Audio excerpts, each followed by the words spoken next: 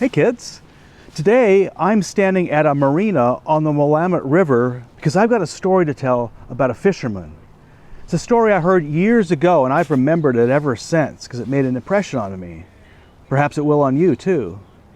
But I'm going to propose a little twist this week. You know how last week we had a little fun with the Easter story when I gave you the passage that I'd be preaching on in advance, and then on Easter Sunday you told me which parts of the story I had to preach on? Well, there's a lot of pressure on me, but it turned out to be a lot of fun. So I thought we would do a similar thing today, only with a twist. I'm going to tell everybody this story, and then after I finish, it's up to the adults to preach the children's message. Okay? So they don't know this, they didn't know this in advance, so the pressure's on them this week, okay?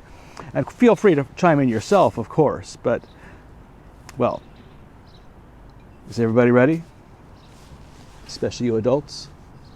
Okay, here's the story.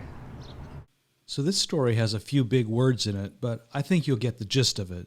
And if not, don't worry. The parents and other adults are going to weigh in about what this story means. One day, an American investment banker decided to take a vacation. He chose a small, quiet fishing village in Mexico where he thought he would be able to get his mind off of business, if only for a few days. Walking along the beach just before sunset, he saw a small fishing boat coming to shore. Inside the boat was a lone fisherman and several beautiful yellowfin tuna. "How long did it take you to catch those fish?" the businessman asked. "Only a couple of hours," he replied. "Why don't you stay out a bit longer and catch more?" the businessman asked, certain that there must be a demand for more fish than the few he saw in the boat. The fisherman smiled.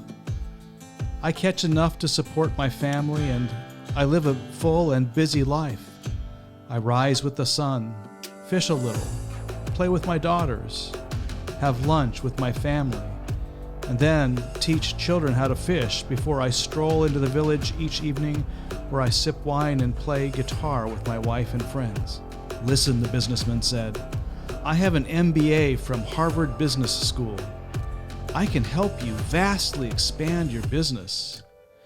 If you would simply spend more time fishing, you would soon earn enough money to buy a bigger boat." "Really?" questioned the fisherman. "Absolutely. And with a bigger boat, you'd soon catch enough fish to buy several boats, then a whole fleet. At that point, you'd be big enough to sell your fish directly to a processor, cutting out the middleman and greatly increasing your profits." The fisherman raised an eyebrow. "Eventually, you could open your own cannery and control the product, the processing, and the distribution," the businessman added. "Then what?" the fisherman asked. "Oh, then you would relocate your operations to the capital, and if all goes well, you'd likely find yourself in New York City, in control of a rapidly expanding empire." "How long would all this take?" he asked. "Oh, probably between 10 and 15 years, the businessman replied. "And then what?" "Well, that's the best part. You could announce an IPO, a stock sale to the public. At that point, my friend, you would be very, very rich. A millionaire many times over." The fisherman paused. "Really? A millionaire? Then what?" "What do you mean?" the businessman answered, a bit surprised. "I mean, what would I do if I were a millionaire?" "What kind of question is that?" responded the businessman. "You do whatever you like, of course.